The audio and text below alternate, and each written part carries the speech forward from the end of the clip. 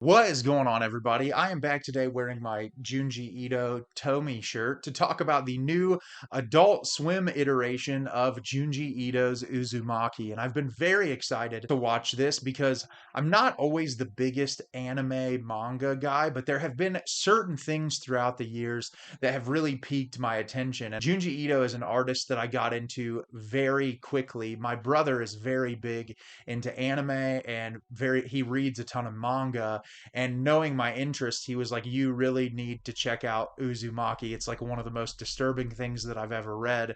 And I read the manga and I immediately fell in love with it and wanted to read just everything that Ito's done. And I've read quite a bit of his work, still haven't read all of it yet. But what I love about Ito so much as an artist, his horror is so visceral. There's not necessarily a ton of underlying themes in his work. It's literally meant to scare you in the most disturbing way possible. And there's something that I respect about just trying to get a very guttural reaction out of an audience. And that's what I loved about Uzumaki is it's very strange and surreal, and things just kind of happen. You're constantly wondering how people are going to get out of these certain circumstances or what's going on underneath the surface. And I think the mystery of it all and just the sheer terror is what makes it so excellent. And so seeing the trailer for this, I know it's been worked on for a few years now, and I know I read online some people said the end of this production got a little bit rushed. It's only 4 episodes long,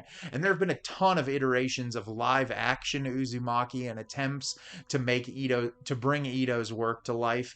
And I was looking forward to this regardless, and I'm excited to tell you about it today. In Uzumaki, Kiri tries to escape from her town where the residents get obsessed with spirals due to an unexplained curse. So, I was very excited to watch this series. Obviously, like I said, only 4 episodes long, but I'm a huge fan of Ito, and I loved this. And I've read a lot of complaints about the quality of the animation deteriorating through the second and third episodes.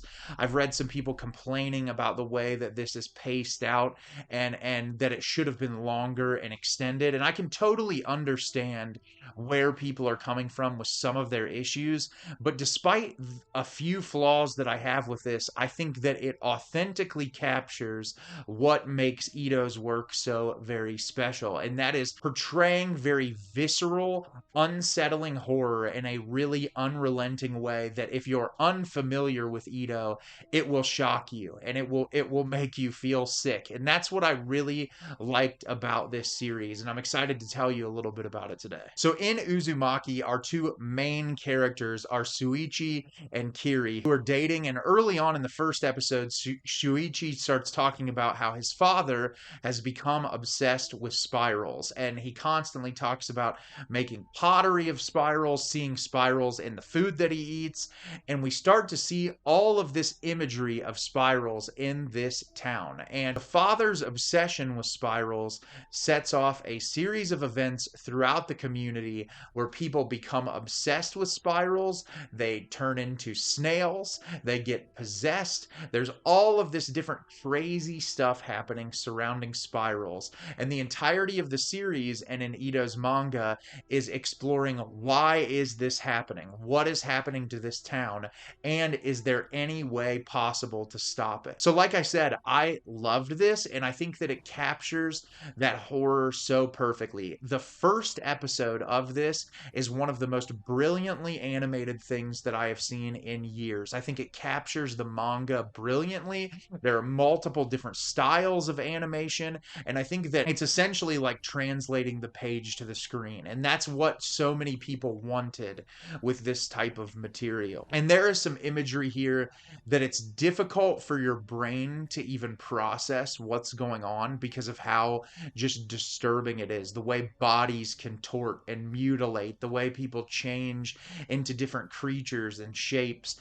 It's just like you're watching it on screen and you're seeing it, but it takes a minute for you to just kind of pull back and think, wow, if this actually happened, this would be absolutely appalling. And that's what I think makes the series work, is that imagery, despite the quality not necessarily being the same as the first episode, I think the attention to detail in the horrific imagery keeps up in the second, third, and fourth episodes to where you can feel that horror that Ito was trying to get out of the audience initially. It's not necessarily anthology horror because the two characters are in each and every episode, but it's like each episode is going to a different part of the town where something horrific is happening.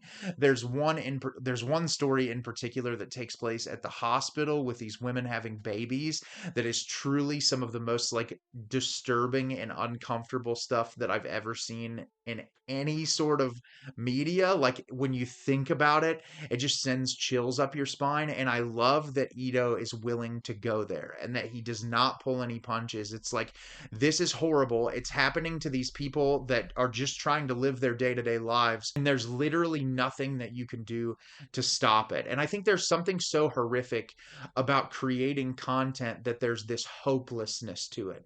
And there's just this inability to escape. And I think that's so true in life as well, where there's so many people who are put into circumstances that like it's hard to get out of or it's hard to change. And I think like having horror representative of real life horror, it just makes it all the more effective.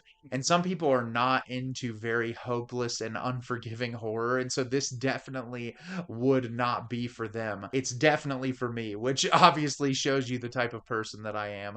But I also loved the music in this, and it's done by Colin Stetson, who did the score to Hereditary, which I think is an absolutely brilliant piece of work. And this is no exception. The reoccurring music that plays throughout these episodes, I will never be able to get it out of my head. It's just so brilliantly put together. And just thinking about the rotation of it and spirals as a theme, it's just haunting. It just really sends chills up your spine in the most unnerving way imaginable. And I'm glad that they picked such a brilliant composer to bring that to life, because I think material like this needed really great music to accompany it.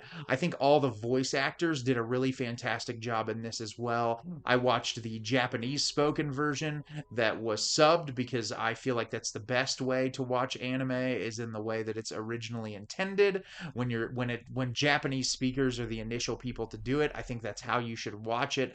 I know that's not how everyone does, but I find like American dubbed versions to not work as well. It depends on the material, but I tried to watch one of the dubbed versions of this and I just could not get into it. So I would recommend watching the subtitled Japanese spoken version, but I thought all the voice actors did a really phenomenal job in this series.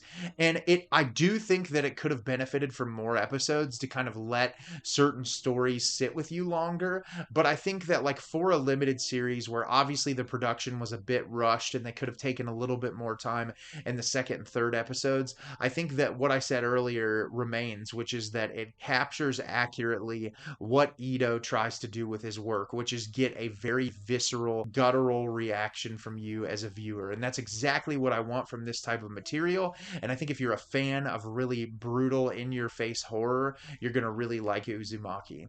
So, have you seen Uzumaki? Did you love it? Did you hate it? Leave me a comment down below and let me know what you thought. I thought this was awesome and I cannot wait to watch it again.